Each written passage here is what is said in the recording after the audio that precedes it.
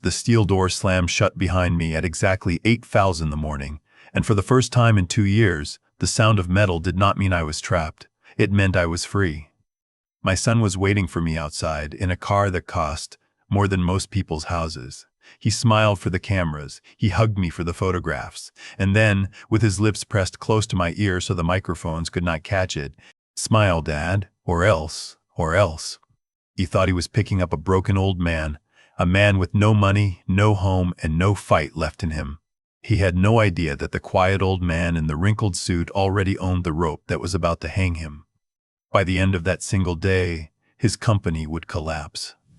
This is the story of how a father spent 2 years in a prison cell, planning the fall of the son who put him there, and how, in the end, blood turned out to mean nothing at all. My name is Harlon Ford. I am 72 years old. For 730 days, I was known only as inmate 80-40-40. This is what happened when I finally walked out. I waited 2 years for that apology. It never came. So somewhere in the middle of those 730 days, sitting on a thin mattress in a 6x8 cell, staring at a crack in the concrete ceiling that looked a little bit like the outline of a dog, I stopped waiting. I started building something else instead. But I am getting ahead of myself. The morning of my release, the sky over the State Correctional Facility was the color of a bruise, a deep, angry purple bleeding into gray at the edges, as if the heavens themselves could not decide whether to cry or rage.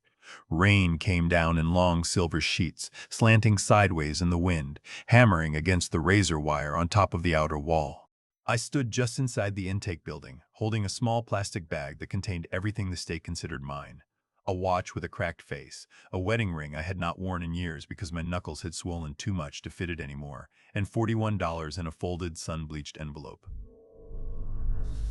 A guard named Ruiz, a young man who had been kind to me over the last several months in the quiet way that some good men manage to be kind even inside a system built to grind kindness out of everyone, walked me to the final gate. He didn't say much. He never did.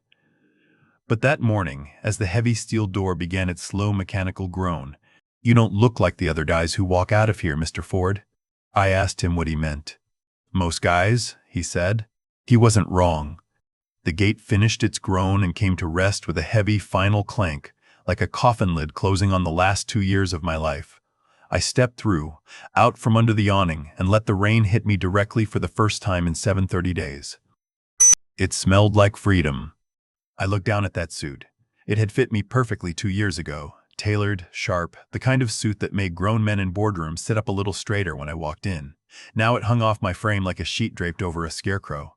I had lost almost 30 pounds inside. Prison food will do that to you. Sure, stale bread and gray meat and vegetables boiled until they lost all resemblance to actual vegetables, but it wasn't really the food. It was the rage. Rage, I had learned, burns more calories than any treadmill ever built.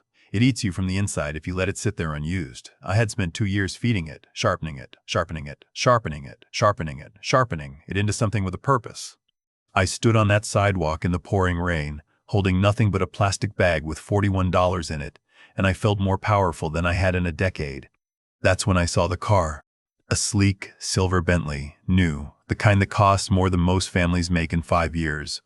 Pulled up along the curb, its tires slicing through a deep puddle and throwing a wave of filthy water directly onto my shoes. The rear door swung open, and Preston stepped out. My son, my only child, the boy I had taught to ride a bicycle in the driveway of the house I built with my own 2 hands, the same boy who had once cried for an hour because a neighborhood dog had growled at him and I hadn't been fast enough to scoop him up before he wet himself with fear. He was wearing a navy custom-tailored suit that probably cost more than what the prison guards made in a month. His hair was gelled back, not a strand out of place, even in the rain. There were 3 or 4 of them, lurking near the entrance to the parking lot with long lenses already raised, cameras clicking before either of us had said a single word. I understood immediately. This wasn't a homecoming, this was a photo opportunity. Someone. Preston walked toward me with his arms spreading wide, performing for the cameras the way actors perform for an audience they can't quite see past the stage lights. It looked, from a distance, exactly like what it was supposed to look like, a son embracing his father, welcoming him home after a long and painful absence. I stood rigid, a statue carved from ice. He wrapped his arms around me and clapped my back. Hard. I did not smile. I did not blink. I stared straight ahead at the wet gray pavement and let the rain run down the back of my collar. And then, right on cue, the car's other door opened, and out stepped Tiffany, my daughter-in-law, the mistress who had become the wife, the architect. She emerged from that Bentley like she was walking a runway rather than stepping onto a wet prison parking lot. Blonde hair, not a strand disturbed by the wind. Makeup applied with the precision of a surgeon, and cradled in her arms, wrapped in a bundle of pale blue cashmere, was a baby. She walked toward us, heels clicking sharply against the wet concrete, each step deliberate, each movement calculated for maximum visual effect. Her eyes were completely dry, not a single tear, not even the suggestion of one, but her face had arranged itself into a mask of tender, practiced concern, the kind of expression you'd expect to see on the cover of a magazine advertising life insurance. "Look who's here, Harlon," she cooed, and her voice was pure syrup laced with something far more bitter underneath. She thrust the bundle toward me, close enough that I could see the baby's face. I looked down at that small sleeping face, then I looked up at Tiffany, and for just a moment I saw something flicker behind all that careful makeup. Fear. I kept my hands buried in my pockets. I looked straight through her, as if she were made of glass, as if she simply did not exist. Then I stepped to the side, moving past her completely, bypassing the child, bypassing the whole grotesque display. Her smile faltered for exactly 1 second before she caught herself. But 1 second was enough. Preston stepped directly into my path, his face flushing red beneath the gelled hair and the expensive suit. "What are you doing?" he hissed through gritted teeth, quiet enough that only I could hear it. I said nothing. I simply walked around him, the same way you'd walk around a puddle in the road, an obstacle, nothing more. My eyes had already found what I was looking for, a beat-up black Ford sedan parked 50 yards away at the far edge of the lot where none of the photographers had bothered to look. Garrett Hale, my lawyer, my only real friend left in this world, though at that moment I did not yet know just how much I would come to depend on him in the weeks ahead. He wasn't wearing an expensive suit. He looked tired, genuinely tired, the kind of tired that soaks into your bones over years, not days. I heard Preston's shoes splashing through puddles behind me as he hurried to catch up. He grabbed my arm, his grip weak, his hands soft, the hands of a man who had never once in his life done a full day of real physical work. "Dad, stop making a scene," he growled, his voice low and urgent. "You're embarrassing us. Get in the Bentley, now." I stopped walking. I turned my head slowly and looked down at his hand where it gripped my sleeve. I said nothing at all. Whatever he saw in my face in that moment, it was enough to make him let go as if my sleeve had suddenly caught fire. I turned away and kept walking toward the black Ford. Garrett opened the rear door for me without a word, and I slid onto a cracked leather seat that smelled faintly of old tobacco and paper. The comforting, unglamorous smell of a man who did real work for a living. It smelled like safety. As Garrett shut the door, I heard Preston's composure finally break completely. He was screaming now, his voice cracking with a rage that had nothing dignified left in it. "You're a crazy old man," he shouted, standing there in the rain in his $4,000 suit getting soaked straight through to the skin. Through the rain-streaked window, I watched him stand there, dripping, while Tiffany tugged desperately at his arm, trying to angle her body away from the cameras that were still clicking. I sat back against the cracked leather seat and closed my eyes. "I'm not homeless," I whispered to myself as the engine rumbled to life beneath us. "I'm just on a business trip, and I'm coming back to take it all." The inside of Garrett's old Ford sedan smelled exactly the way I remembered it from years ago, back when he used to drive me to depositions and courthouse hearings in the days before I could afford, or rather, before I bothered, to hire a private car service. Old leather, a faint hint of peppermint from the roll of mints he kept in the glove compartment out of habit more than anything else. Garrett didn't say anything as he pulled away from the curb. He gripped the steering wheel with both hands, knuckles pale, guiding the car carefully through the sheets of rain.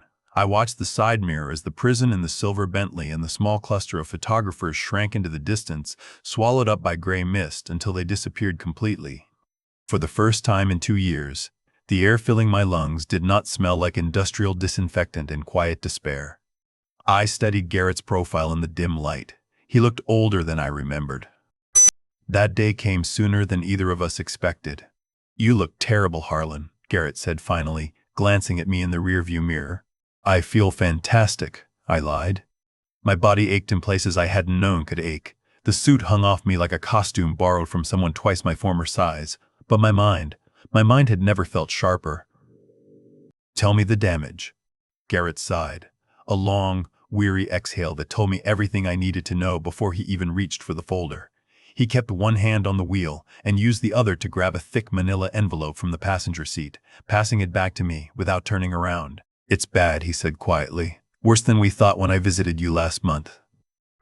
The lake house in Michigan, gone, sold 6 months earlier for less than half its market value, apparently to cover what the paperwork vaguely called operational liquidity needs. He's bleeding the company dry, Garrett said, his voice tight with something between anger and disbelief. He sold the entire logistics fleet in the Southern District 6 months ago. I felt something cold settle into my chest, but I kept my face perfectly still. What about headquarters? I asked. The building downtown. That's the only major asset still standing, Garrett said. The crown jewel. He tried to sell it last month to a development group out of Dubai. Good, I murmured. At least he's incompetent as well as greedy. Garrett hesitated at that. The car slowed as we approached a red light, rain drumming steadily against the roof in a rhythm that felt almost meditative after 2 years of concrete silence. There's something else, Harlon, he said. Something I only found out 3 days ago. He went to a shadow lender, Garrett said. A private firm called Nemesis Corporation. They specialize in distressed assets, Harlon. The worst kind of vulture capital. They gave him a bridge loan, $12 million, at an interest rate that's practically criminal. I closed the folder slowly. I already knew, with the strange calm certainty of a man watching a chess move he had predicted 6 moves in advance, exactly where the story was headed. What did he put up as collateral? I asked, though I already suspected the answer. Garrett's hands tightened on the wheel. He shook his head slowly. He signed his own death warrant, Harlon. These people don't negotiate. If they take over, they'll strip the company for parts and sell off the pieces to the highest bidder. I sat back against the cracked leather seat, and to Garrett's evident confusion, I let a small, dry smile touch the corner of my mouth. Why are you smiling? He demanded, sounding almost offended. Did you hear what I just said? Your son handed the keys to your entire kingdom to a bunch of corporate vultures. We need to file an emergency injunction. We need to find a way to pay off that loan before the first payment comes due next week. I let out a low, rusty chuckle, a sound I hadn't made in longer than I could remember. We're going to do no such thing, I said. Garrett slammed on the brakes as the light changed, jolting us both forward slightly against our seatbelts. Are you out of your mind? He demanded. If Nemesis takes over, you lose everything too. Your legacy, the company you spent 40 years building from nothing, it'll be gone, Harlon. I leaned forward, resting my forearms against the back of the front seat. Garrett, I said quietly, who do you think owns Nemesis Corporation? He stared at me, blinking, clearly trying to work out whether I had genuinely lost my grip on reality somewhere in that cell. I don't know, he said slowly. It's a shell company registered out of the Cayman Islands, layers of anonymity on top of layers. Not impossible, I said, just difficult. I reached into my pocket and pulled out a small, crumpled piece of paper, a receipt from the prison commissary, the kind of thing you'd normally throw away without a second glance. On the back, in cramped handwriting, was a series of numbers. 2 years is a long time, Garrett, I said. You brought me books, you brought me legal pads, you brought me updates on the appeal that never went anywhere, but you also brought me something else, whether you realized it or not. You brought me access. I watched the realization begin to dawn on his face, slow and disbelieving, like a man watching a magic trick and refusing to believe his own eyes, even as the evidence sat directly in front of him. Do you remember the forensic accountant you hired for my case? I asked. The one you thought was simply reviewing documents for the appeal? Garrett's eyes widened. I had him quietly set up Nemesis Corporation 6 months ago, I continued. I liquidated the offshore accounts, the ones Preston never knew existed, the emergency reserve Beatrice, and I built up over the years for exactly this kind of situation. A rainy day fund, we used to call it, half joking. It seems, Garrett, that it's raining today. You, Garrett whispered, the color draining slowly from his face. You are Nemesis. I nodded once. I'm the shark, Garrett. I handed my own son the very rope he's going to use to hang himself with. He believes he borrowed $12 million from a faceless corporation somewhere in the Caribbean. Garrett slumped back in his seat, releasing a long, shaky breath. He looked for a moment genuinely frightened. and I felt a small twinge of guilt at that, watching an old friend confront just how far I had been willing to go while sitting alone in a cell, plotting in silence for months on end. But it was only a twinge. It passed quickly. "So," Garrett said finally, his voice barely above a whisper, "we own the debt. We control the loan. We could walk into that boardroom right now and end this." I shook my head. "Not yet." "Why not? Why wait, Harlon?" I turned to look out the rain-streaked window, watching the gray city blur past. "Because pain is a teacher," I said. I paused, watching a single drop of rainwater trace its way down the glass, slow and deliberate. "Let him spend it," I said softly. Garrett turned forward again as the light changed to green, easing the car back into motion, though I noticed his hands were trembling slightly on the wheel. "You're a frightening man, Harlon," he said quietly. "I was a good man once," I replied, and I meant it, though the words felt strange in my mouth after 2 years of silence. But good men don't survive prison, and they certainly don't survive in a family like mine. But it had to happen. A surgeon does not apologize for cutting into a patient to remove a tumor, however much the patient screams during the procedure. And Preston, my own son, the boy I had raised and loved and shaped with my own 2 hands, had become a tumor slowly killing everything I had spent my life building. "Where to?" Garrett asked, his voice returning to something closer to his usual professional tone. I opened my eyes. The fire in my chest was burning hotter now than it had in years. "Take me home," I said. "Take me to the mansion. I want to see exactly what they've done to my house, and I want them to understand in no uncertain terms that the ghost has finally come back to haunt them." Garrett merged onto the highway without another word. I was no longer just a man recently released from prison. I was Nemesis, and Judgment Day was coming for my son whether he was ready for it or not. The iron gates of Ford Manor rose up out of the rain like the teeth of some enormous sleeping beast. As Garrett brought the car to a stop in front of the call box, a bitter thought crossed my mind. The beast I had built to guard my family was now guarding the monsters living inside it, from me. Garrett rolled down his window, letting in a rush of cold, wet air, and pressed the intercom button. Silence. He pressed it again. This time, static crackled through the small speaker, followed by a voice I didn't recognize. Flat, bored, the voice of hired muscle rather than family staff. "State your business," the voice barked. "This is Garrett Hale, legal counsel for Harlon Ford," Garrett said, his tone crisp and professional. "Open the gate." There was a pause, long, deliberate, clearly meant to needle us. Then the voice returned, dripping with an ugly kind of mockery. "Mr. Ford doesn't live here anymore," it said. "We've got strict orders, no trespassers. Turn around, or we'll call the authorities." I felt a muscle in my jaw twitch. Without a word, I opened my door and stepped out into the pouring rain. Garrett called after me. I placed my thumb against the biometric scanner mounted there. I had installed this exact system myself, years ago. Instead, a harsh red light flashed. "Access denied." I pressed it again, harder this time. "Access denied." They had deleted me, erased me from my own home's memory. I stared at that red light, rain dripping steadily from the tip of my nose, and for one blinding moment, the rage inside me was so overwhelming, I genuinely considered tearing the scanner directly off the wall with my bare hands. That's when the sirens started. They were close. Blue and red light flashed across the wet pavement as 2 patrol cars screeched to a halt directly behind Garrett's Ford. Doors flew open. 4 officers stepped out, hands hovering instinctively near their holsters. I turned slowly to face them. I already knew this particular dance. I had learned every step of it the hard way, 2 years earlier. Move slowly. Keep your hands visible at all times.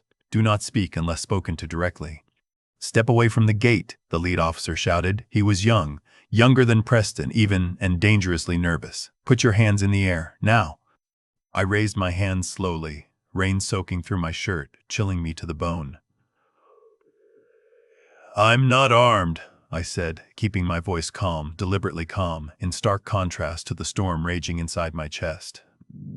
"We received a 911 call reporting an attempted break-in and a violation of a restraining order," the officer yelled, advancing on me with one hand resting near his belt. "Turn around, hands on the wall." I did exactly as instructed. The stone was cold and rough beneath my palms, The officer patted me down with hands that were rougher than necessary, more intrusive than the situation strictly required. I looked up toward the house. The front door opened, and Tiffany stepped out onto the covered porch, perfectly sheltered from the rain. She wasn't crying. "That's him!" she shrieked. "He's dangerous! He threatened to kill us if we didn't let him in. Arrest him!" Above her, on the second-floor balcony, French doors swung open, and Preston stepped out. He held a crystal tumbler of amber liquid in one hand, swirling it casually as he looked down at me, pinned against the wall of my own home by the police, and he smiled. "Take the trash away, officers," Preston called down, his words slurring slightly around the edges. "He's trespassing on private property, and he's a convicted felon. We don't feel safe with him here." The officer grabbed my wrist, wrenching it behind my back. I felt the cold metal of the handcuffs brush against my skin, a sound and a sensation that came directly from my worst nightmares over the past 2 years. I closed my eyes. Was this it? Was I going back to a cell before I had even spent a single night as a free man? Wait. The voice was sharp and unmistakably authoritative. Garrett had stepped out of the sedan, holding a thick binder above his head, entirely indifferent to the rain destroying his suit. "Officer, if you snap those cuffs on him, you will be facing a lawsuit for wrongful arrest and civil rights violations before the sun goes down tonight." The officer paused, one cuff still dangling loosely from my wrist. He glanced at Garrett, then up at Preston on the balcony, then back at me. "Who are you?" he asked.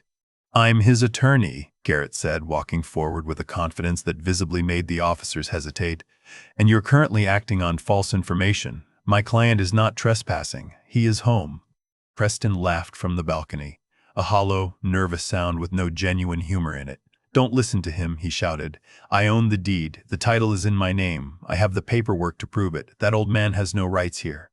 Garrett didn't even bother looking up at him. He walked straight to the lead officer and opened his binder to a page marked with a bright yellow sticky note, tapping the relevant paragraph firmly with one finger. "Read this," Garrett said. "What does this mean?" he asked. "It's a life estate clause," Garrett explained, his voice raised deliberately loud enough for Preston to hear every word clearly. "When Harlon's late wife, Beatrice Ford, transferred this property's title into the trust that Preston now controls, she included a non-negotiable stipulation, Clause 4A. I lowered my hands slowly. The officer didn't stop me this time. "Which means," Garrett continued, snapping the binder shut with a decisive click, "that while Preston may legally own the bricks and the mortar, Harlon owns the right to stand anywhere he pleases inside these gates. If you arrest him for trespassing, officer, you are arresting a man for standing in his own living room." The silence that followed felt physically heavy, broken only by the steady rain and the low rumble of distant thunder. "Officer," I said, brushing a bit of rainwater off my lapel with as much dignity as I could manage, "I would very much like to go inside and dry off. My son appears to have forgotten the gate code." The officer looked at me, then down at the document, one more time. He unclipped the handcuffs still hanging from my wrist.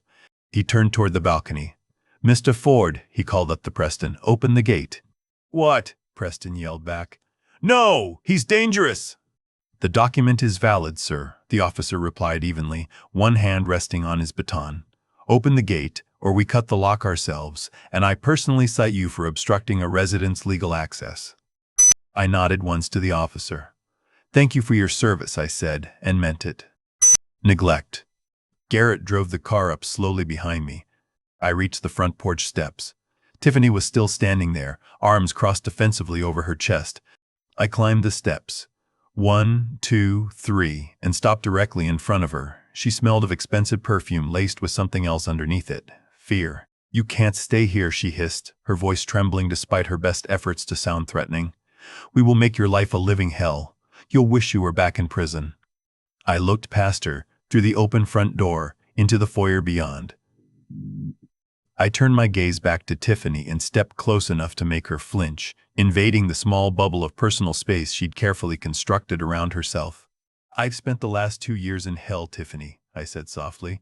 "I found it quite comfortable, actually."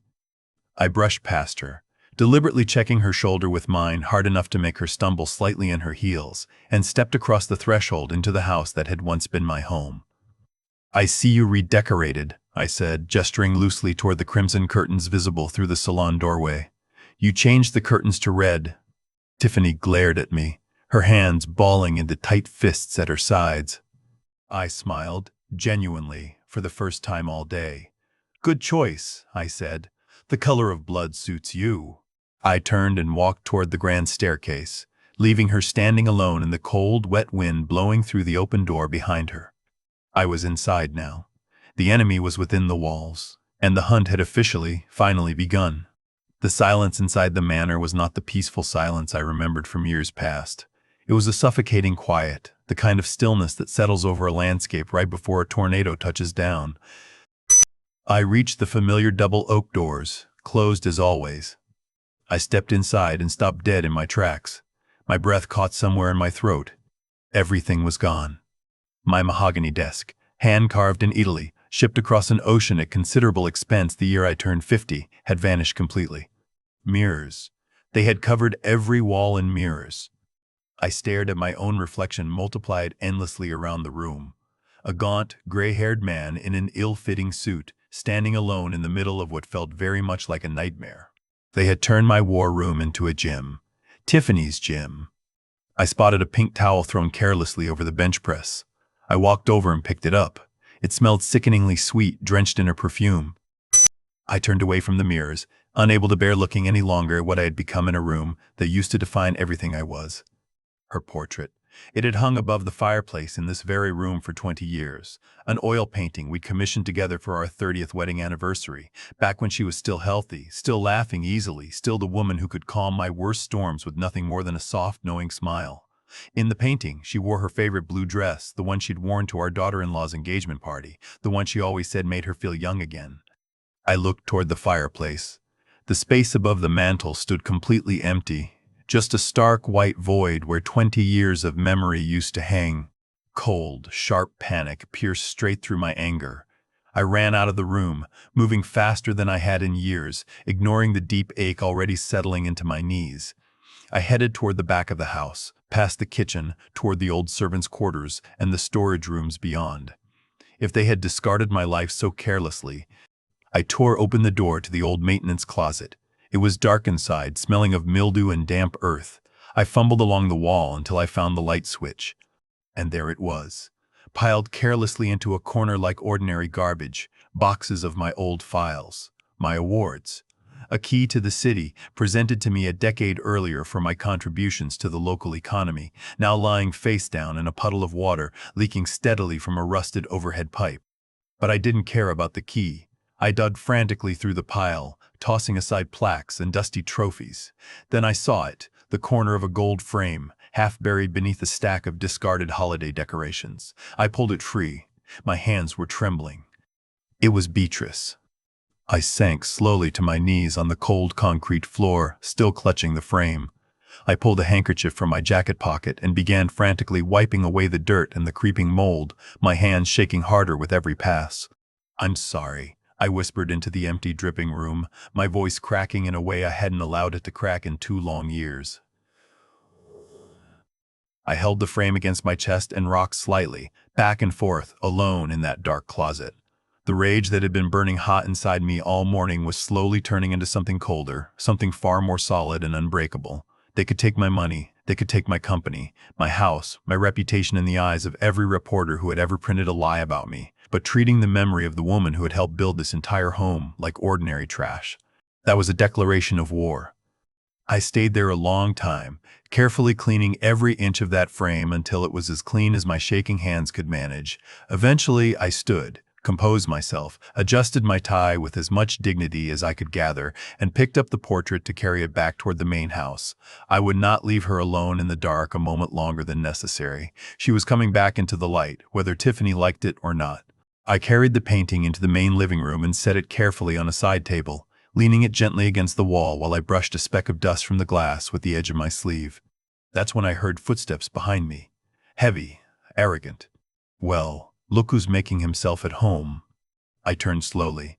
Preston stood in the doorway, changed out of his suit into casual designer jeans and a polo shirt pulled uncomfortably tight around his midsection. He held a fresh glass of whiskey in one hand. Preston strolled further into the room, his eyes scanning the space until they landed on the painting. "I thought we threw that old thing out," he said, taking a slow sip from his glass. "It really clashes with the new decor. Tiffany hates it, says it's depressing." It's your mother, I said.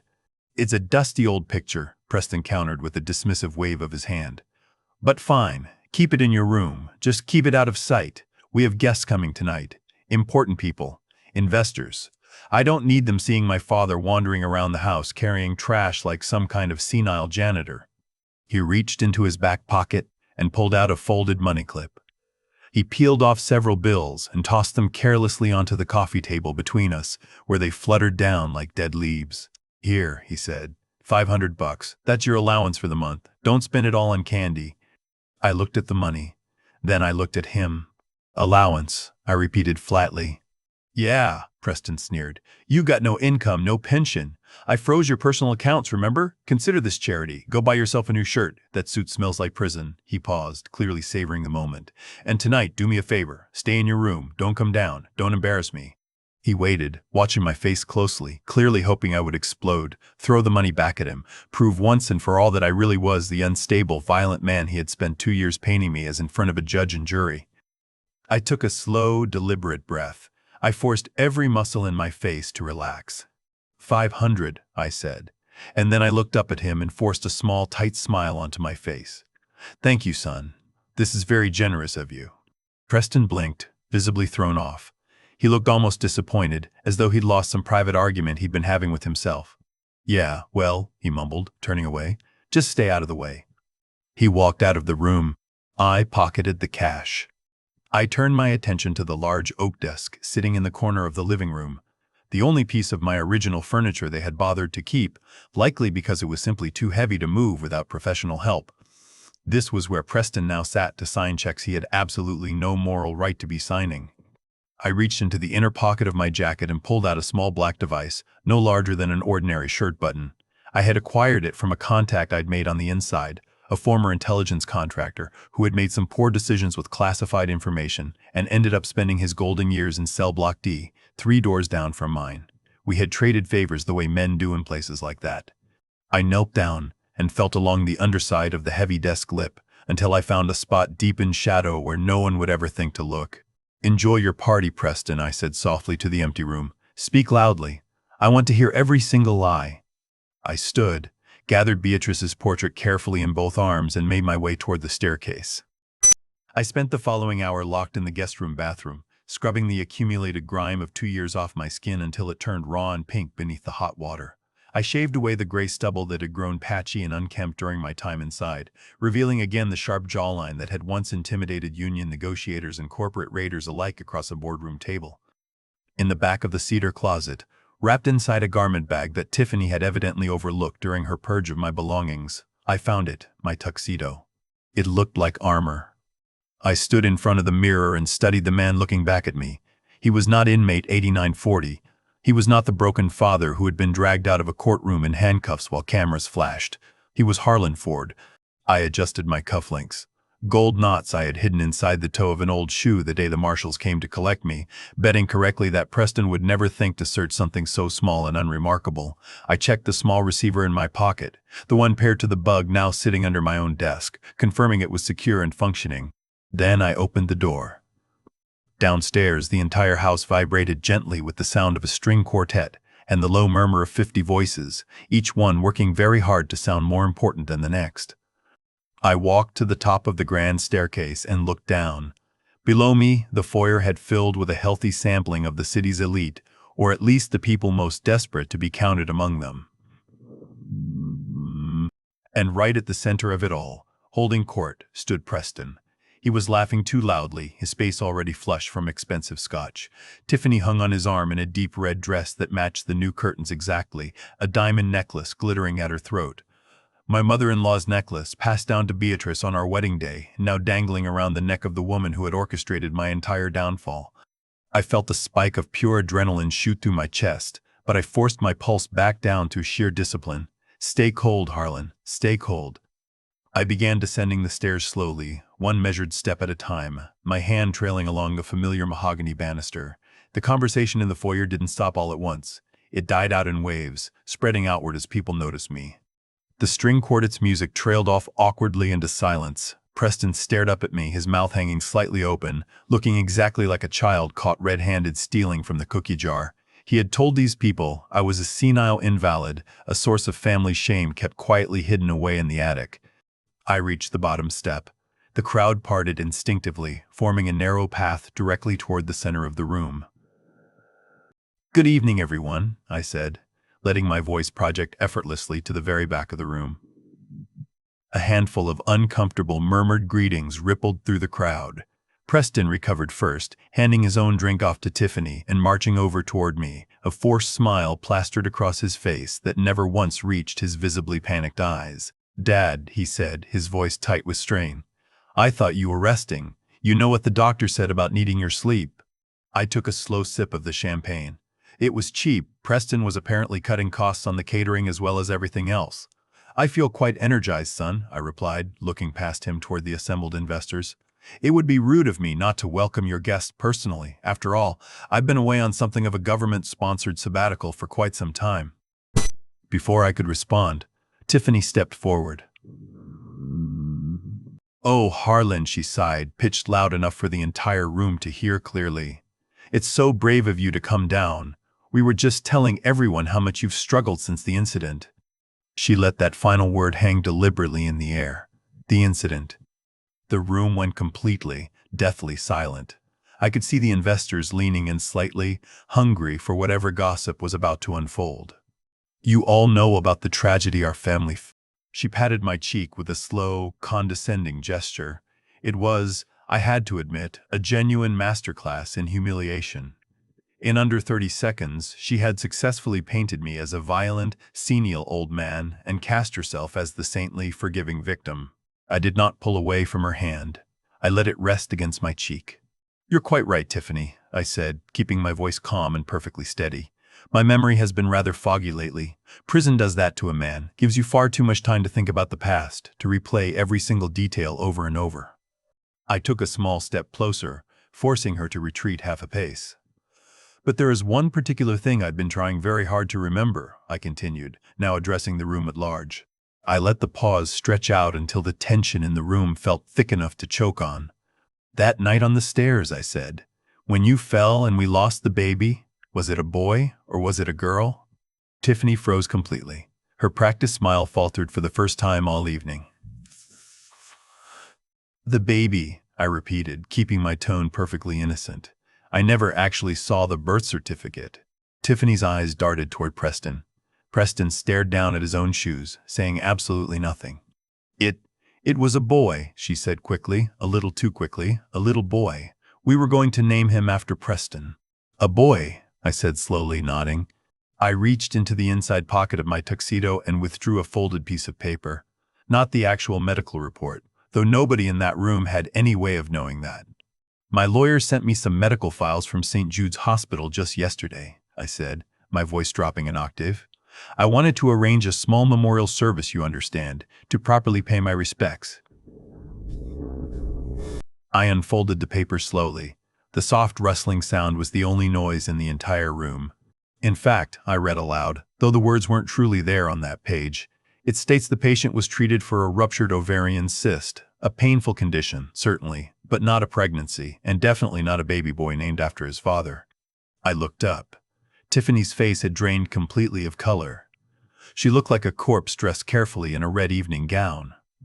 The guests exchanged uneasy glances, whispers already beginning to spread through the crowd like wildfire. A man near the back. "What exactly is he talking about?" the banker demanded. "You told us the litigation risk was fully resolved. You told us the assault charge was solid." Preston panicked visibly, his eyes darting between Tiffany, who was shaking her head frantically, and the investors who had already begun backing subtly away. "He's confused," Preston shouted, his voice cracking under the strain. "I told you, he's senile. He doesn't even know what he's reading." He tried to snatch it directly out of my hand, but I pulled it back smoothly, folding it neatly and returning it to my inside pocket. "Trauma is a terrible thing," I said coolly.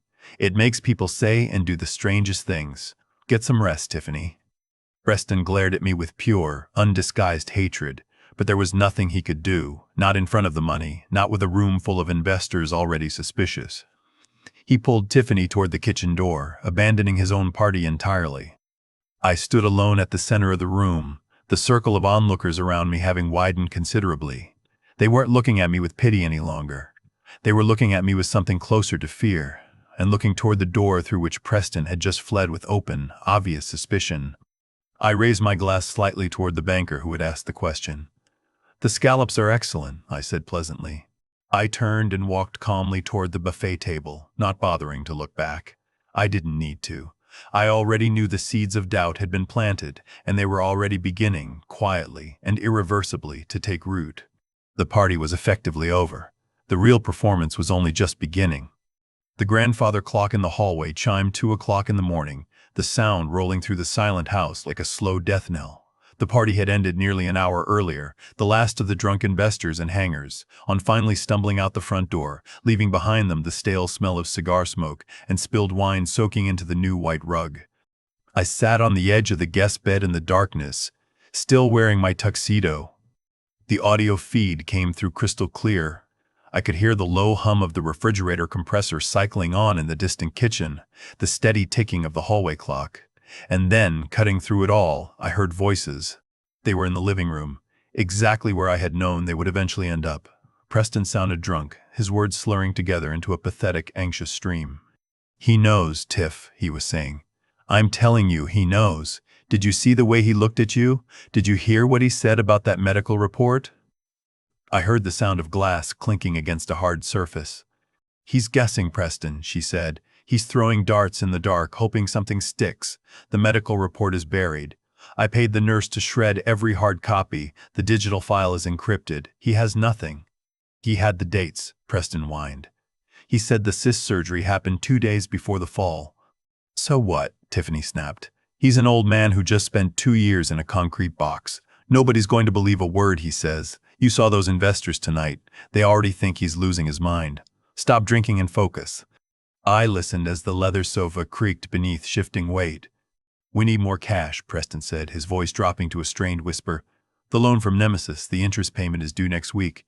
I already spent the principal covering the crypto margin call. We're underwater, Tiff. If we miss that payment, we lose the voting rights entirely." I leaned forward slightly in the darkness of my room. This was it. "Then sell more shares," Tiffany said, as casually as if she were suggesting they order takeout. "Sell the Asian distribution arm. We already have an offer on the table." "I can't," Preston groaned. "That's the core of the entire business. If I sell that, Dad will." "Dad has no say," Tiffany interrupted sharply, her voice rising. "Dad is a ghost." 50,000? Preston choked out. "For what?" "I just gave you 10 grand last week." "Leo needs things," Tiffany said, and something in her voice had shifted entirely, transforming from the tone of a devoted wife into something far colder, something closer to a blackmailer laying out terms. "The nanny needs to be paid. The private doctor needs to be paid." Silence followed, heavy and suffocating. The threat hung there in the air between them, undeniable. She was using the child not as a beloved son, but as a hostage to be leveraged whenever convenient. "Fine," Preston whispered finally, sounding utterly defeated. "I'll call the broker in the morning. I'll sell the shares. Just don't leave." I removed the earpiece slowly. My hand was shaking, though not from fear. I stood up. I reached the top of the staircase and looked down into the empty foyer below. The living room sat dark and still. Preston, I assumed. Someone was in there. I descended the stairs carefully, shifting my weight to avoid the center of each step where the old wood had grown loudest with age. I reached the ground floor and pressed my back flat against the wall, listening. Click, click, click. Beep. The sound of a keypad being entered. I moved closer, careful and silent. The study door stood slightly ajar. She had pushed Beatrice's absent portrait spot aside completely. Or rather, the space where the portrait used to hang, revealing the wall safe hidden behind it, the safe I had personally installed some 30 years earlier, the one that held not cash but something far more valuable to me, original incorporation papers, property deeds, and physical evidence from certain private investigations I had conducted over the years. She was punching numbers frantically into the keypad. 1980, beep, error. 1985, beep, error. "Damn it," she hissed under her breath, striking the safe door with the flat of her palm. "Come on, you old fool. What's the code?" She was trying my birth year. She punched in another combination, 20121, the year I had been sent to prison. Beep, error. The red indicator light blinked mockingly. System locked. Wait 5 minutes. She let out a low growl of pure frustration, resting her forehead against the cold steel of the safe door. "It's not going to open, Tiffany," I said quietly. My voice was barely more than a whisper, but in the profound silence of that room, it landed like a gunshot. Tiffany screamed, a sharp, genuinely terrified sound that cut off abruptly as she spun around. I stood in the doorway, shrouded almost entirely in shadow. I did not move. I did not blink. "Who's there?" she gasped, backing up until her shoulders hit the wall behind her. I stepped forward into the pool of light. The mirrors around the room instantly multiplied my reflection, so that suddenly she found herself surrounded by a dozen versions of me, each one staring back at her with the exact same cold, unblinking judgment. "It's the ghost," I said. "Harlon," she breathed, one hand clutching at her chest. You scared me half to death. What are you doing sneaking around in the dark?" I walked slowly further into the room, picked up the fallen flashlight, and shone it directly onto her face. She squinted painfully, raising a hand to shield her eyes. "I live here, remember?" I said, my voice calm and utterly deadly. "I could ask you the same question. It's 3 in the morning and you're trying to break into a safe that doesn't belong to you." I was looking for my earrings," she lied quickly, her eyes darting nervously around the room. "I think I left them in here while I was working out. I thought maybe I'd put them in the safe for safekeeping."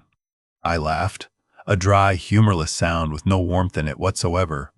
I took another step closer, until she found herself trapped between me and the treadmill behind her.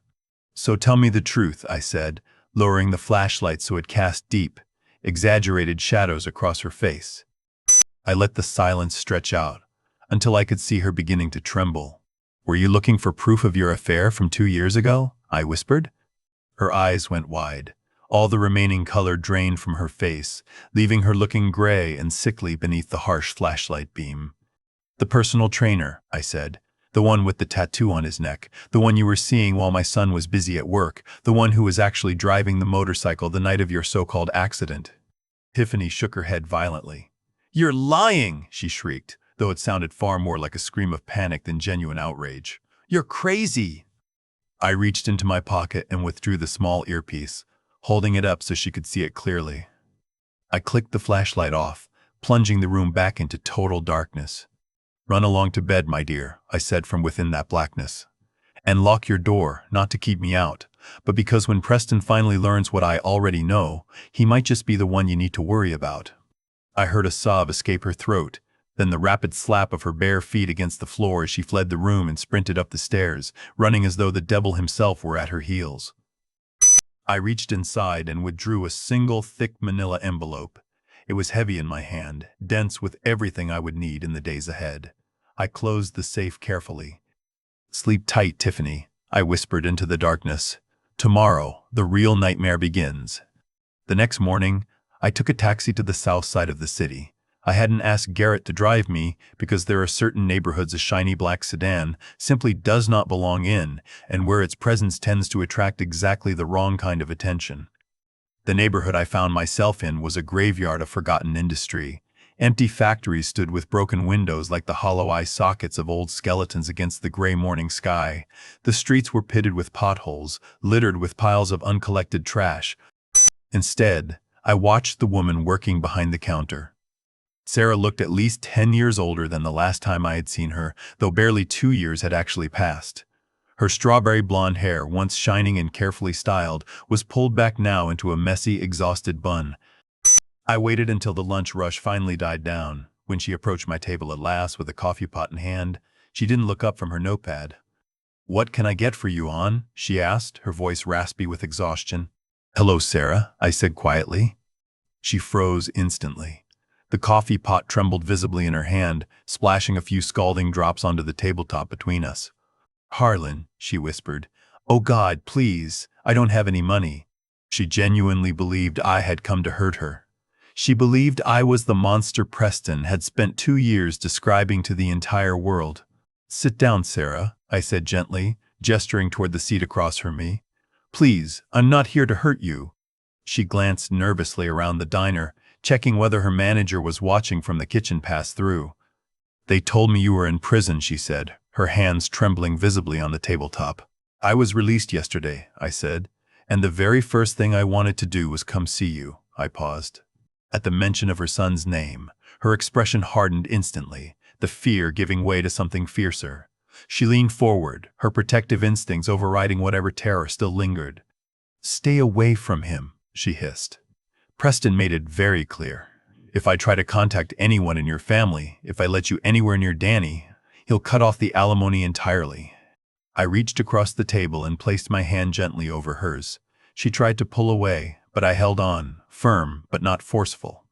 "I never touched Tiffany," I said, looking directly into her eyes. "I never touched her. And I know Sarah." Her eyes filled instantly with tears. She slumped back against the booth, the fight visibly draining out of her all at once. "It doesn't matter what's true," she said, wiping roughly at her eyes with a coarse paper napkin. "It only matters what they can prove. Tiffany is smart, Harlon. Evil, but smart. She hired an actor." She stared out the window at the bleak street outside, her voice growing more bitter with every word. "Preston didn't even ask for an explanation," she continued. "He had the divorce papers ready the very next morning." I felt the old, familiar rage rising again inside me, hot and sharp. I pushed it firmly back down. "I know, Sarah," I said. "I know everything. I know about the fake miscarriage." Sarah looked at me with something close to genuine sadness. "So what?" she said. "You're just an old man with a criminal record, and I'm a waitress living in a one-bedroom apartment with rats in the walls. We can't fight them, Harlon. They have lawyers. They have money. If we try, they will absolutely crush us both." She started to slide out of the booth. "I'm not asking you to fight, Sarah," I said. She stopped moving. I reached into my jacket pocket. I didn't pull out a weapon. I pulled out a file, the Nemesis file. I slid it carefully across the sticky table toward her. "Open it," I said. Sarah hesitated for a long moment before finally opening the folder. She studied the documents inside, the loan agreement, the default clauses, the name of the holding company printed clearly at the top of every page. "I don't understand," she said, looking up at me, clearly confused. "What is this?" "This," I said, "is the end of Preston Ford." Her eyes widened as she slowly processed what I was telling her. You lent him the money," she stammered. "I gave him the shovel," I corrected gently, "and he dug his own grave with it. But I need one more thing to bury him properly. I need a witness." I pointed toward the documents still in her hands. "I can take his money," I said. "I can take his house." I paused, letting the weight of it settle.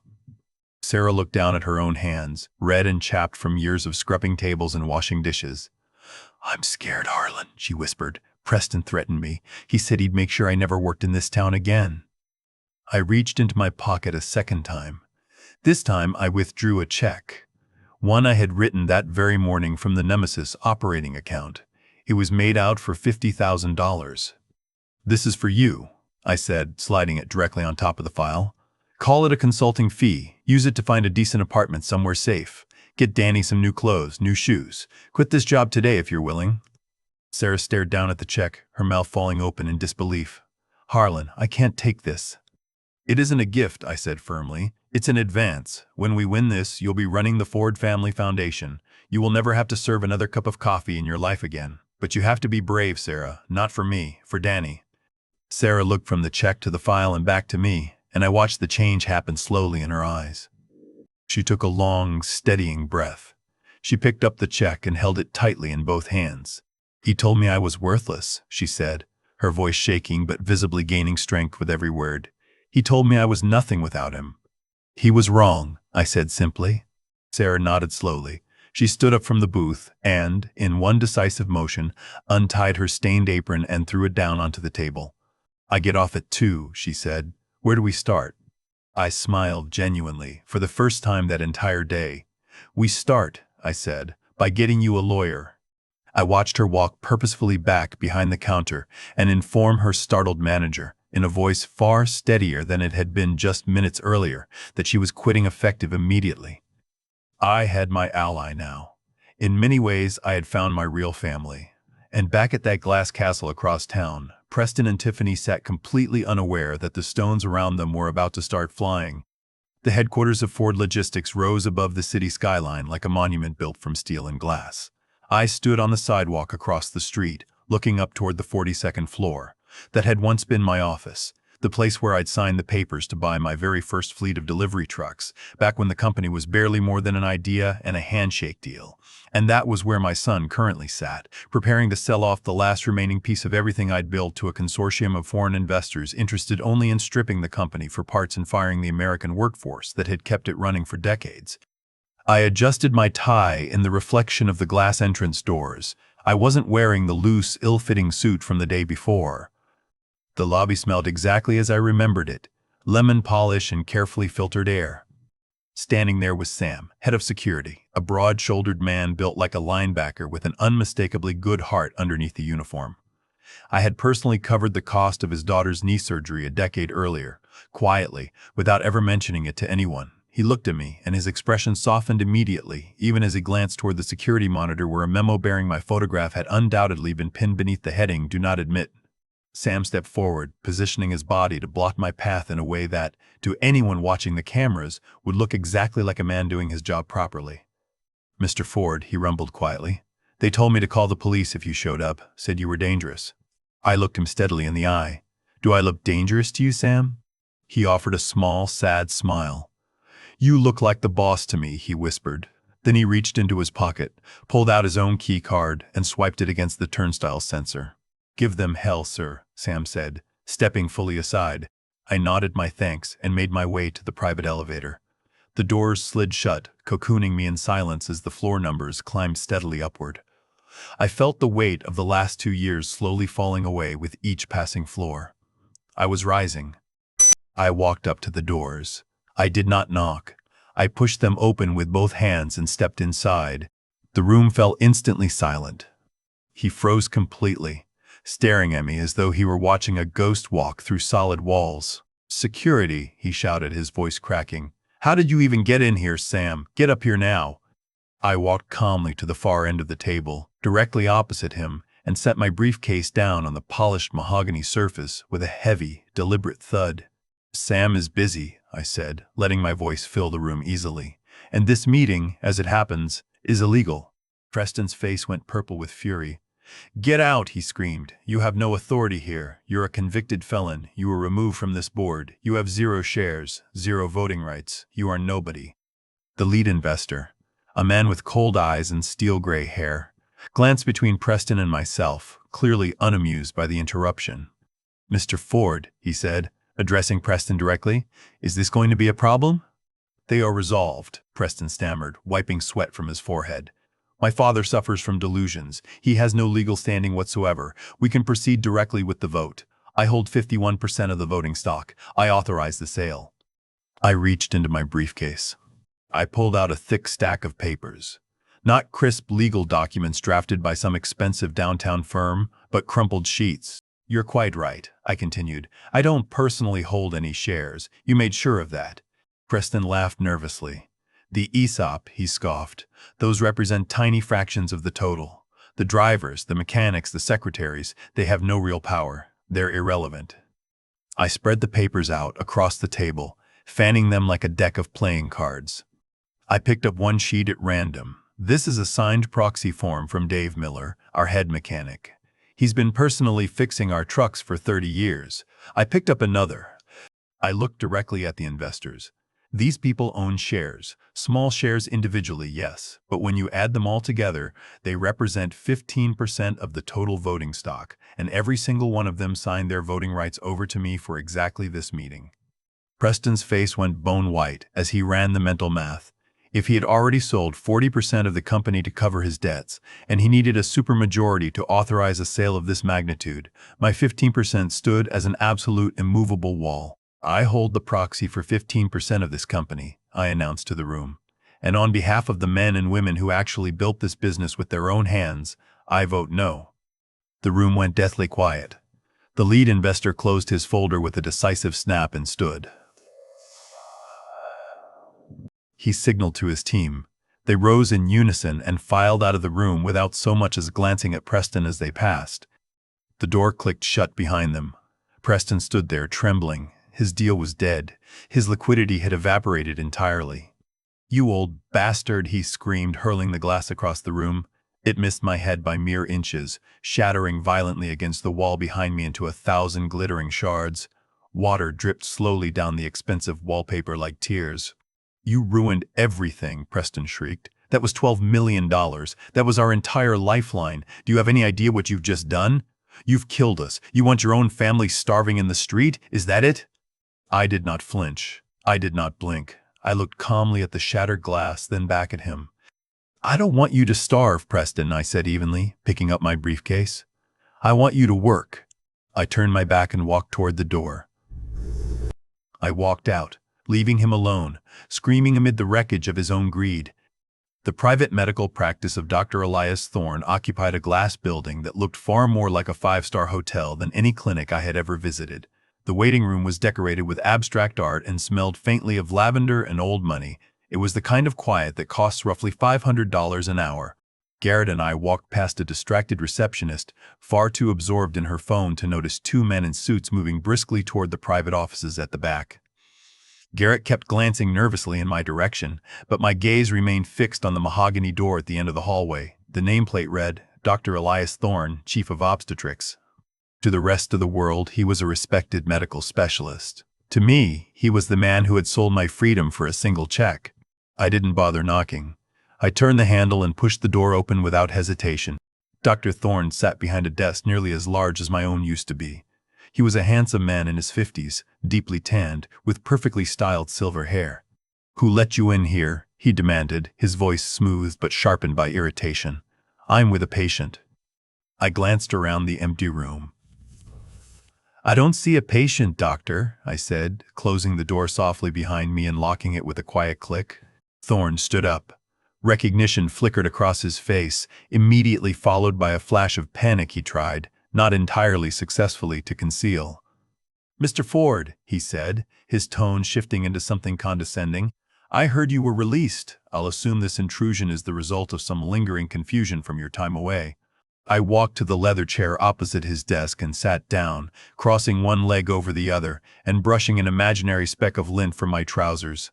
"Call them," I said calmly. Thorne paused, his hand hovering over the intercom button. "Excuse me?" "Call the police," I repeated. "In fact, I insist. I would love nothing more than a conversation with the authorities, particularly the fraud division.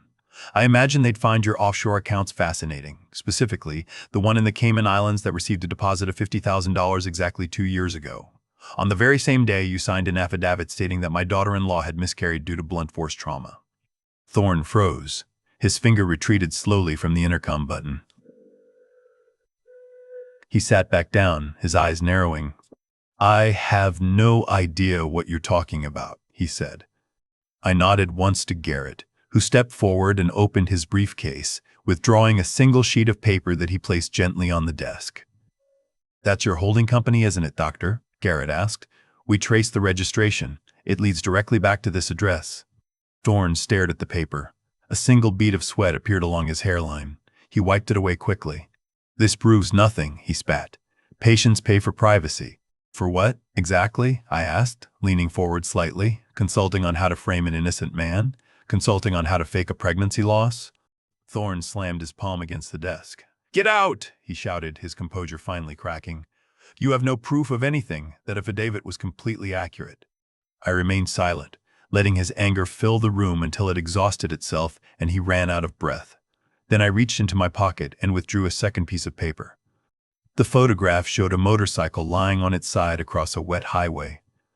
I slid the photograph across the desk. I looked directly at Thorne. "She came to you, didn't she?" Thorne stared down at the photograph, his face draining of every last trace of color. "She came to you, injured," I continued, my voice relentless now. "She was bleeding, she was in genuine pain, but she wasn't hurt because she fell down my staircase. She was hurt because she was riding on the back of a motorcycle with her lover. And she knew that if Preston ever found out, she'd been reckless." Thorne said nothing. His breathing had grown heavy, his eyes darting nervously between the photograph and the door. "So she came up with a plan," I said. "She called you, she paid you. She told you to write it up as a domestic accident instead." I paused deliberately. "The baby?" Thorne looked up at me, eyes wide with genuine fear now. "There was no baby," I said. Was there? Thorne licked his lips nervously. He glanced at Garrett, who stood ready with a pen and legal pad, then looked back at me. If I tell you, he whispered, his voice trembling, if I tell you the whole truth, will you keep me out of it? I cannot go to prison, Harlon. I have a family. I don't particularly care about your reputation, I said coldly. But I do care very deeply about my own. Help me clear my name, and I'll speak to the district attorney on your behalf about leniency. Thorne slumped in his chair, suddenly looking small and utterly defeated. He removed his glasses and rubbed at his eyes with the heel of his hand. She was never pregnant, he said softly. Garrett began writing furiously. Say that again, I commanded. Louder. Thorne looked up, his eyes red-rimmed. And the accident? I asked.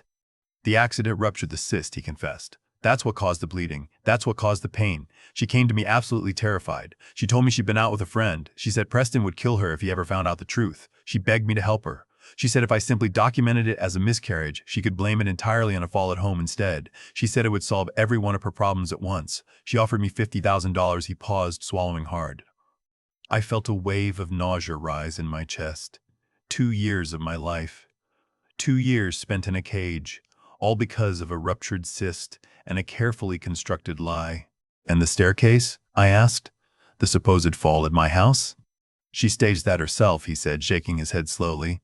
She wanted to get rid of you. She said you were asking far too many uncomfortable questions about the company's finances. She said you were in the way. It was 2 birds with a single stone. I sat back in the chair, feeling genuinely lightheaded. The truth was uglier, far uglier than anything I had imagined during those long nights in my cell. Write it down, I said.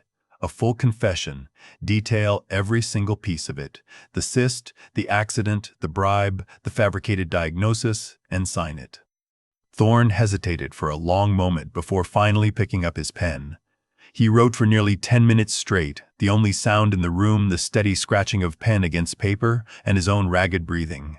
When he finished, he pushed the notepad across the desk toward me. I stood up, took the notepad, and handed it directly to Garrett. I looked back down at Thorne, still sitting with his head buried in his hands. You're a disgrace to your profession. I know, he whispered. I walked to the door and unlocked it. I walked out of the office and down the hallway, Garrett walking briskly beside me, clutching that notepad like it was some kind of holy relic. We got him, Garrett said, his voice full of genuine awe. We actually got him. We got the pawn, I said, staring straight ahead. Now we go for the queen. I walked out of the building and into the sunlight. The air felt cleaner somehow. The ordinary noise of the city sounded, for the first time in 2 years, almost like music. I had the weapon I needed now. The grand ballroom of the city museum was a spectacle of sheer excess.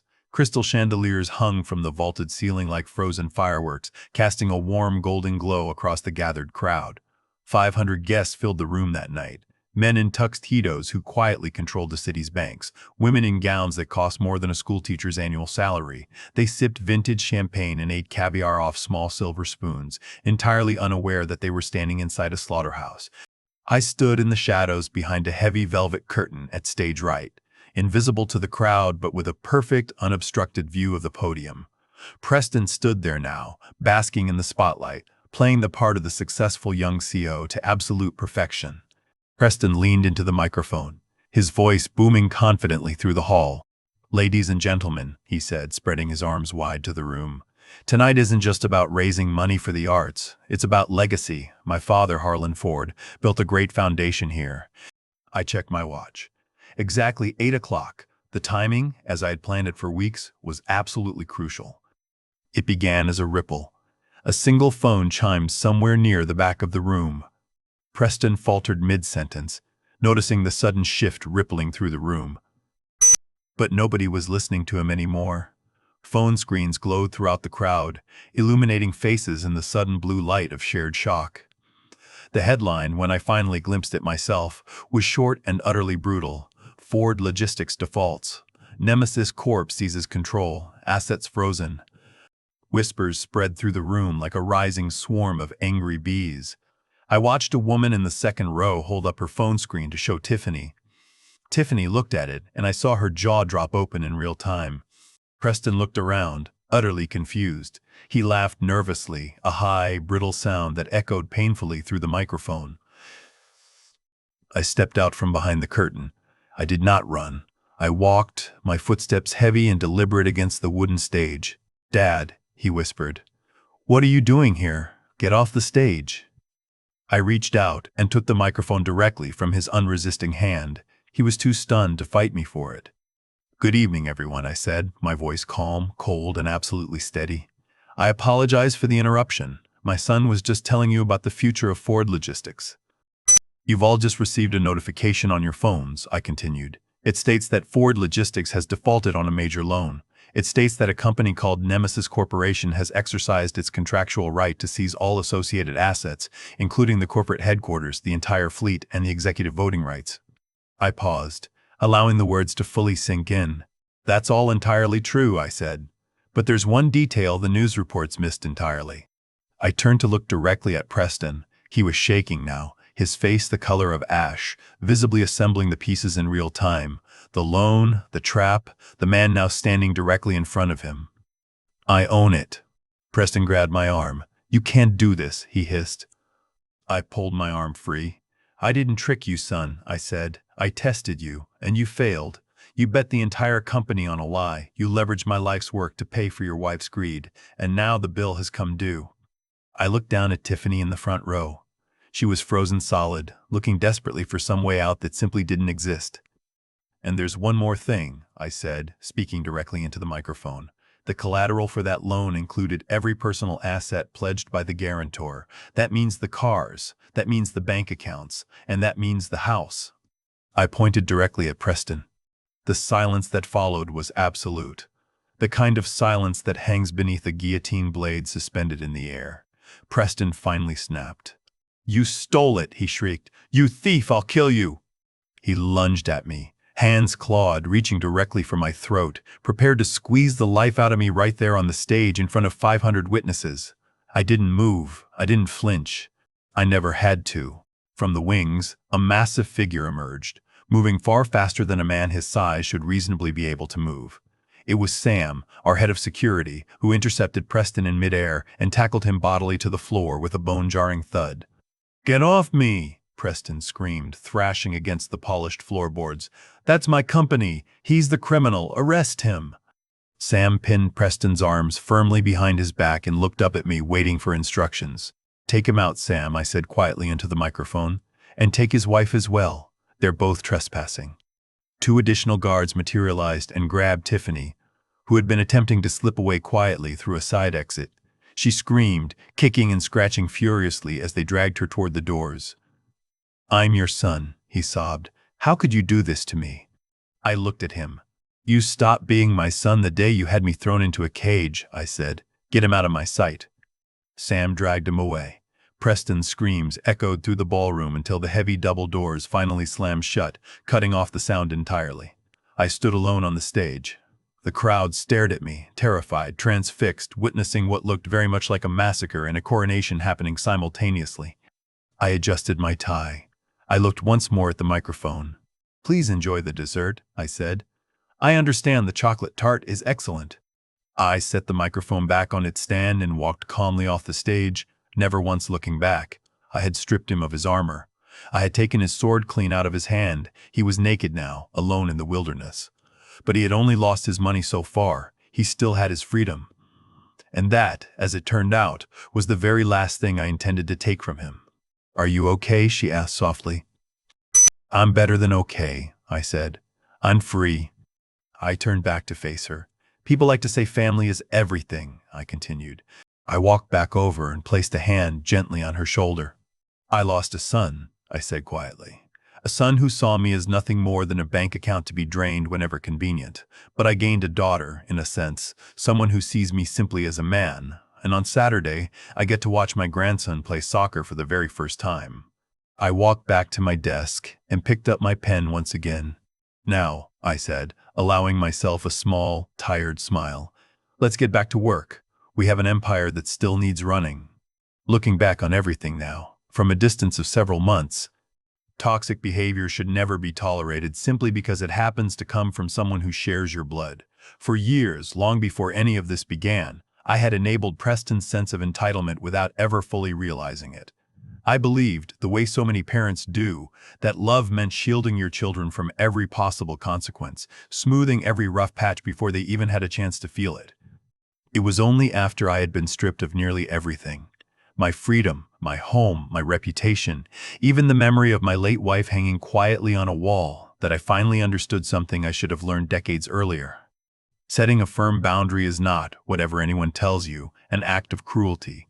It is, more often than not, an act of self-preservation, sometimes the only one left available to you, and sometimes the single bravest thing a person can do is simply walk away from the very people causing them harm, in order to finally find the peace they have always deserved. If any part of this story resonated with you, if you've ever had to stand up for your own worth against the very people who were supposed to love you the most, I hope you take something useful away from it. Family is not an excuse, blood is not a leash, and it is never, ever too late to reclaim the life that was taken from you, one deliberate, patient step at a time. The backstage area was a narrow corridor of exposed concrete and old wiring, smelling faintly of dust and leftover adrenaline.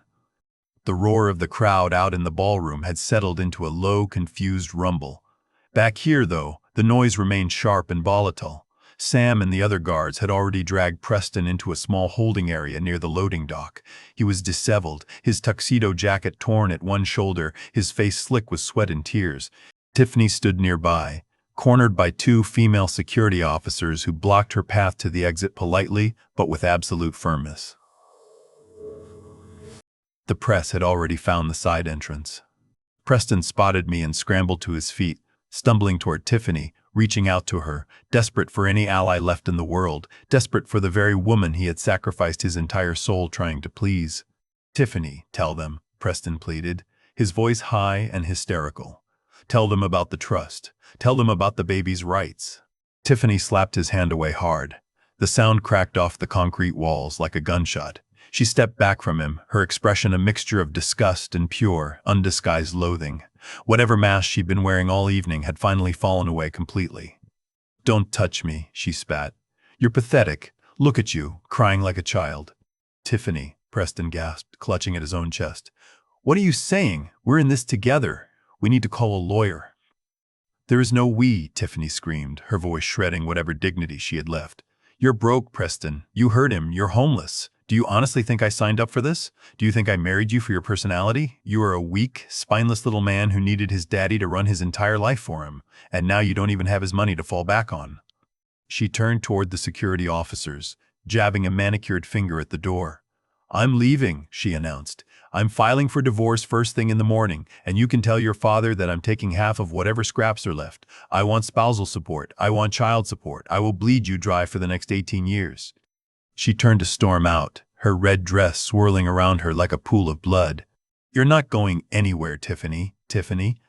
My voice stopped her cold.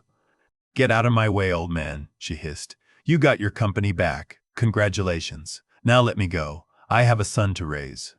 I reached into my inner pocket. This was the moment I had been quietly building toward for 2 long, patient years. "You don't have a son with Preston," I said calmly. The silence that followed felt genuinely heavy.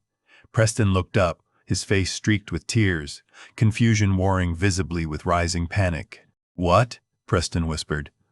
"What did you just say?" I walked over to him. I no longer looked at him with anger. I looked at him now with something closer to pity. I held up a document, a paternity test I had commissioned quietly, using a DNA sample retrieved from a discarded diaper I had pulled from the trash during my very first visit to the mansion. I handed the paper directly to Preston. "Read it," I commanded. Preston took the paper, his hand shaking so badly he could barely hold it steady. He squinted at the rows of numbers, the dense scientific language, and finally the conclusion printed clearly at the bottom of the page: probability of paternity, 0%. He looked up, his mouth opening and closing without producing any sound.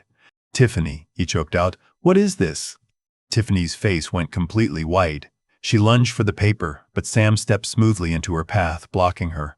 "It's a lie," she shrieked, turning toward the cameras. I pulled out the second document, Dr. Thorne's signed confession, and held it up clearly for the assembled press to see. "And this," I said, addressing the reporters directly, my voice projecting clearly for their microphones, "is a sworn affidavit from Dr. Elias Thorne. It details in his own handwriting how Miss Sinclair paid him $50,000 to fake a miscarriage 2 years ago. There was never a baby then, and the baby she has now." I turned my gaze back to Tiffany, now trembling visibly, her back pressed flat against the wall. "I did some digging, Tiffany," I said. "I checked the visitor logs at the gym you frequent. I checked the credit card receipts for certain hotel rooms, and then I ran a second Dina comparison. I pulled out one final photograph, the personal trainer, the man with the tattoo on his neck. Meet the real father," I said, dropping the photo at Preston's feet. Preston stared down at the photograph. He stared at the paternity test still clutched in his shaking hand. Then he looked up at his wife, the woman he had sent his own father to prison to protect, the woman he had stolen millions of dollars to impress, the woman who was now looking at him not with love, but with the wide, terrified eyes of a con artist finally caught in the act. "Is it true?" Preston whispered. His voice sounded broken, like glass grinding somewhere deep inside a machine. Tiffany didn't answer. She didn't need to. Her silence was confession enough. And then Preston screamed. It wasn't a scream of anger. It was a scream of pure agony. The sound of a man realizing, all at once, that his entire reality had been built on hallucination from the very beginning. He fell to his knees on the dirty concrete floor, grabbing at his own hair, rocking back and forth. "I put him in jail," Preston wailed, slamming his fist against the ground until his knuckles split open and began to bleed. "I put my own father in jail for you. I destroyed my entire life for you, and it was all a lie." He looked up at me, his eyes wide and bloodshot, filled with a horror I suspected would haunt him for the rest of his natural life. "Dad," he sobbed, "Dad, I didn't know. I swear to you I didn't know. She told me you'd hurt her. She told me the baby was mine." I looked down at him. He was a ruin of a man now, an empty shell. "Ignorance is not a defense, Preston," I said coldly. "You chose to believe a lie because it was easier than facing the truth. You chose her over your own blood." Preston crawled toward Tiffany, grabbing weakly at the hem of her red dress. "You monster," he screamed at her, spitting the words. "You killed us." Tiffany kicked him away sharply. She looked at the surrounding cameras, seemed to finally understand that her entire life as a celebrated socialite was over, and broke down completely, sliding down the wall until she sat on the floor, burying her face in her hands, sobbing.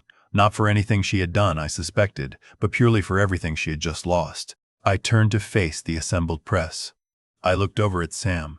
"Call the police," I ordered. "We have a confession to file, and I believe there are already outstanding warrants for both of them." I turned and walked toward the exit door. Behind me, the sound of Preston's weeping mixed with the flash of cameras and the shouting of reporters, a full symphony of destruction playing out in real time. I walked out into the cool night air. I stood near the valet stand, watching it all unfold. The gala guests had spilled out onto the grand staircase behind me, their expensive gowns and tuxedos huddled together against the cold night wind, phones held high to capture every second of the House of Ford finally collapsing. They had come that evening expecting a coronation. Instead, they were staying for an execution. Sam had done his job perfectly. The police arrived in significant force, not the local beat officers who might be persuaded to look the other way for the right favor, but detectives from the Financial Crimes Division, alongside officers from the state prosecutor's office. They moved with a grim, practiced efficiency that told me clearly they had already read every file Garrett and I had sent ahead. Tiffany emerged first from the side exit, flanked by 2 female officers gripping her firmly by each arm. "You cannot do this to me," she shrieked, her voice raw and ragged. "Do you know who I am? I'm a Ford. My husband owns this entire city. Unhand me immediately, or I will sue every one of you for everything you have." One of the detectives, a tall man with a permanently weary expression, stepped directly in front of her, entirely unimpressed. "Tiffany Sinclair," he said, his voice cutting cleanly through her hysterics. "You are under arrest for grand larceny, insurance fraud, and conspiracy to commit extortion. You have the right to remain silent." Then came Preston. He walked out slowly, no longer fighting at all. He looked like a man walking toward his own execution. His tuxedo jacket was gone entirely, lost somewhere in the backstage scuffle. "Preston Ford," the lead detective announced, reading directly from a printed warrant. Preston didn't respond. He simply let them pull his arms behind his back. And then he saw me. Preston stopped walking. He planted his feet, straining hard against the officer's grip. "Dad!" he cried out. The officers tried to push him forward, but he threw his entire weight backward, desperate to reach me. He finally broke free from one officer's grasp for just a single second, stumbling forward until he collapsed to his knees on the wet asphalt directly in front of me. He looked up, tears streaming freely down his face, mixing with sweat and grime. In that moment he looked like a child again, the same little boy who used to scrape his knees on the driveway and come running to me for comfort. But that boy was gone. He had been killed, slowly and deliberately, by the man now kneeling before me. "Dad, please," he sobbed, straining to reach for my hand with his bound wrists.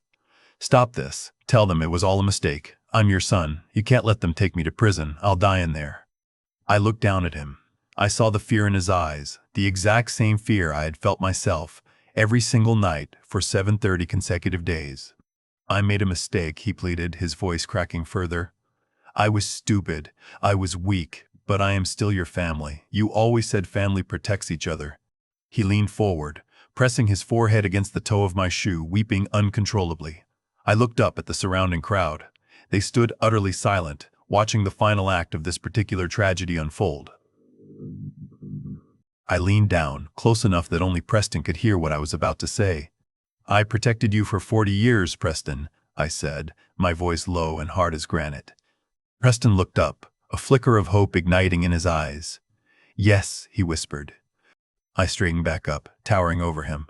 "But you didn't learn any of it," I said. "You chose to listen to greed instead. You chose to believe a liar instead of your own father. And when I tried to warn you, you had me locked away simply to silence me." I pulled my foot back gently but firmly, breaking the physical contact between us, a small, deliberate gesture of absolute rejection. "I've taught you everything I possibly can, son." Preston's eyes went wide with pure horror. "No," he gasped. "No, Dad, please." "Let prison teach you," I said. "Maybe those walls will finally teach you the value of freedom. Maybe the silence will teach you the value of truth." I nodded to the waiting officers. The sirens wailed as both cruisers finally pulled away, their red lights fading gradually into the distance, carrying with them the rot that had spent 2 years slowly infecting every corner of my life. I stood there alone in the aftermath, rain beginning to fall again, softly washing the pavement clean. The remaining guests began to disperse in small, whispering clusters, most of them carefully avoiding my gaze entirely. They understood, somewhere deep down, that the man standing quietly by that fountain was not simply a survivor. He was a force of nature. 3 weeks passed before the dust truly settled. 3 weeks of lawyers, of depositions, of reporters camped outside the mansion gates hoping for a follow-up quote. 3 weeks of slowly, carefully rebuilding what 2 years of betrayal had nearly destroyed.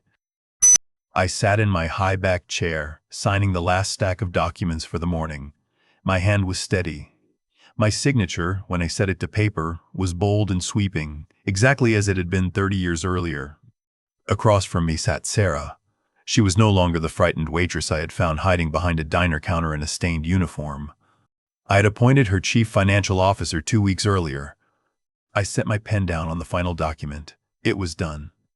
"The Harlon Ford Legal Defense Fund is officially established," I said, sliding the paperwork across the desk toward her. Sarah took the document and smiled. A genuine smile, one that reached all the way to her eyes. "It's going to change a lot of lives, Harlon," she said. "I've already brought on 3 lawyers from the district attorney's office to lead the team. They start Monday morning." "Good," I said, leaning back in my chair. "And how is Danny?" Her whole face lit up at the mention of her son.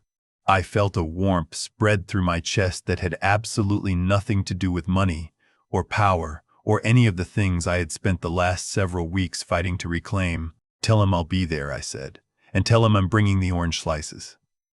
"Mr. Ford," she said, "I have a collect call from the state correctional facility. It's Preston. Do you want me to block it?" I looked at the small red light blinking steadily on the phone console, a rhythmic pulse, almost like a warning. But the man who used to do all of that was gone. He had died somewhere in a prison cell, leaving behind only nemesis. "Put him through," I said, "but keep it on speaker." There was a soft click, followed by an automated voice announcing the call was being recorded. Then came the sound of heavy breathing and background noise, clanging doors, distant shouting, the unmistakable ambient sounds of a place I knew far too intimately. "Dad?" Preston's voice crackled through, thin and desperate. "Dad, are you there?" "I'm here, Preston," I said, keeping my voice flat and even. "Oh, thank God," he sobbed. "Dad, you have to help me. This place, it's a nightmare. The public defender they gave me is an idiot. He says I'm looking at 10 to 15 years. 10 years, Dad. I'll be 50 years old when I get out. You have to get me a real lawyer. Get Garrett, please. I know you're angry, but you can't just let me rot in here." There was nothing. Only his own pain. Only his own needs, exactly as they had always been. Even in chains, he remained precisely the same selfish boy who had always believed the entire world owed him a living.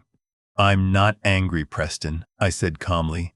"Anger implies surprise, and I stopped being surprised by you a long time ago." "Dad, stop with the lecture," Preston shouted, his voice climbing toward panic. "I need money." I glanced down at the sandwich still sitting untouched on the corner of my desk. "The food is supposed to be bad, Preston," I said. "It's prison. I ate it for 2 years straight. You'll get used to it eventually." "Dad, please," he wailed. "I'm your son. Blood is thicker than water, remember? You always used to say that to me." I reached out and hovered my finger over the disconnect button. "I did say that," I replied. "But I learned something new during my time in the dark, Preston. Blood may indeed be thicker than water." "No, Dad. Wait. Don't hang up." "I already have," I said, and I pressed the button. The line went dead. The silence that followed was absolute. It wasn't heavy. It wasn't sad. I looked over at Sarah. She was watching me with tears standing in her eyes. Not tears of sadness, but something closer to quiet understanding.